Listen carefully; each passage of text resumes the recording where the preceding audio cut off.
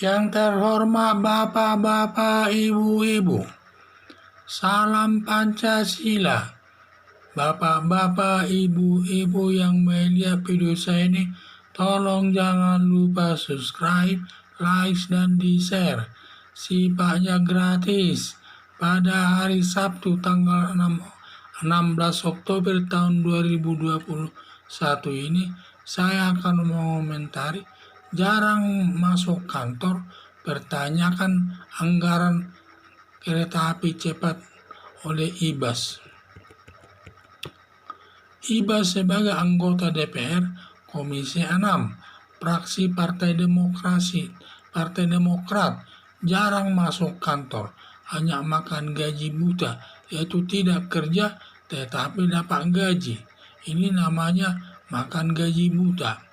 Perbuatan Ibas tersebut tidak masuk kantor merupakan perbuatan korupsi yang merugikan keuangan negara, melanggar pasal 2 Undang-Undang Nomor 31 Tahun 1999 tentang pemberantasan tindak pidana korupsi dengan ancaman hukumannya 3 jenis, yaitu 1. Hukuman mati, 2. Hukuman seumur hidup, dan 3. Hukuman badan maksimal 20 tahun. Soal menjatuhkan hukumannya nanti di tangan hakim, termasuk nanti pertimbangan hakim dalam menjatuhkan hukuman. Kalau dalam pertimbangan hukumnya itu terlalu banyak alasan memberatkan, mungkin bisa dijatuhkan hukuman mati atau hukuman seumur hidup. Tetapi kalau lebih banyak alasan meringankannya, mungkin dijatuhkan hukuman selama 20 tahun atau kurang dari 20 tahun, bahkan 15 tahun.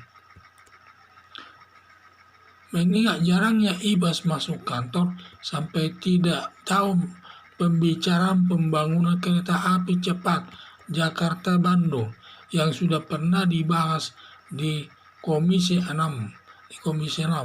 Masalah kritik malah mengkritik pembangunan kereta api cepat Bandung-Jakarta terkait anggaran pembangunannya lewat media sosial. Harapan saya agar pemerintah mempersoalkan jarang masuk kantornya, tetapi menerima gaji merupakan perbuatan korupsi dan melaporkan Ibas ke Komisi Pemberantasan Korupsi dengan harapan agar setiap anggota DPR RI tertib masuk kantor, agar mengetahui setiap perkembangan proyek mulai tahap perencanaan, sumber dananya, dan pelaksanaannya, dan jangan sampai menanyakan masalah sumber anggaran proyek lewat media sosial, tidak baik. Dan juga harapan saya setiap anggota DPR selalu masuk kerja dengan tertib sesuai ketentuan yang bisa berakibat tidak masuk kantor tetapi terima gaji, bisa dituduh melakukan perbuatan korupsi. Jadi harapan saya ini Ibas ini karena dia jarang masuk kantor, malah menanyakan masalah perkembangan pembangunan jalan kereta api cepat Jakarta-Bandung.